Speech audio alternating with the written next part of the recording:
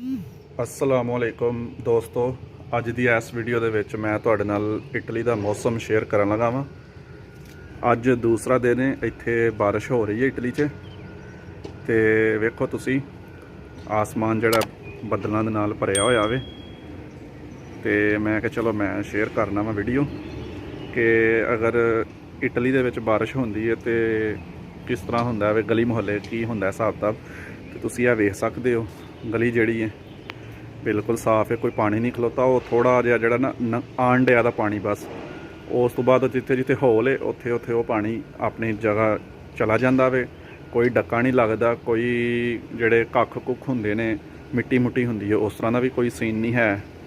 तो यह सामने तुसी एक गार्डन वेखण दे हो, यह घर आ जिहड़ा उन्हां दा गार्डन है। उन्होंने अपने विच पौधे लाए ने, यह दरख्त ने जिहड़े कीवी दे दरख्त ने, विच आड़ू दे ने, ते नाल अगे उन्होंने ना 3-4 दिन पहले सब्जी लाई है।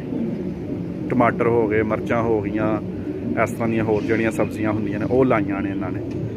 ते तुसीं यह झंडे वेख रहे हो, यह जिहड़ा झंडा है, यह झंडा जिहड़ा इटली दा झंडा वे। ते यह करोना वायरस की वजह करके लोगों ने अपने मुल्क नाल मुहब्बत का इजहार करने वास्ते तकरीबन हर घर ने अपने घर के उत्ते ना झंडा लाया वे इटली का। सही है, यह मौसम इटली का, इत्थे बारिश होई है तो कोई टेंशन नहीं हुंदी है, चिक्कड़ नहीं हुंदा, पानी नहीं खलोंदा। साडे अपने पाकिस्तान च ते बारिश होई है तो पहले नंबर ते पानी खलोई जांदा वे। जो पानी किसी पासे जांदा है तो उस तो बाद जिहड़ा है चिक्कड़ रहिंदा पूरा हफ्ता, बंदा बाहर नहीं निकल सकता।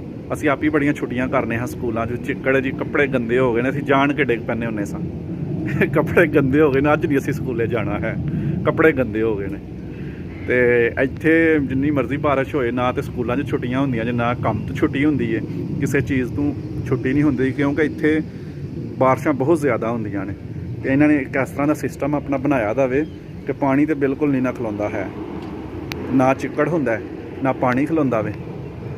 तो दोस्तों वीडियो तुहानूं किस तरह की लगी है, यह तुसीं कमेंट्स करके दसना है। अल्लाह हाफिज़।